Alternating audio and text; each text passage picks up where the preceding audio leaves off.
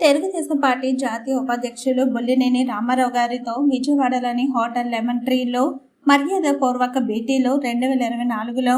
Telugu Desam party అధికారంలోకి రావడానికి మహాజన సైన్యం వ్యవస్థాపక జాతీయ అధ్యక్షులు చేవూరు సురేంద్ర మరియు ఆంధ్రప్రదేశ్ రాష్ట్రంలోని సభ్యులు అందరూ ఏ విధంగా వ్యూహాలు రచించి కష్టపడ్డారో వివరించడంతో పాటు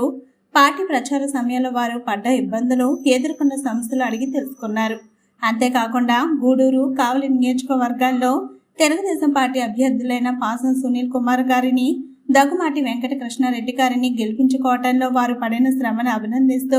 చంద్రబాబు నాయుడు గారికి, లోకేష్ బాబు గారికి మీ యొక్క శ్రమని వివరించి చెప్తాను అని చెప్పటం, నామినేటెడ్ పదవుల్లో మీకు అవకాశం కల్పించమని నేను కూడా అధిష్టానానికి తెలియజేస్తానని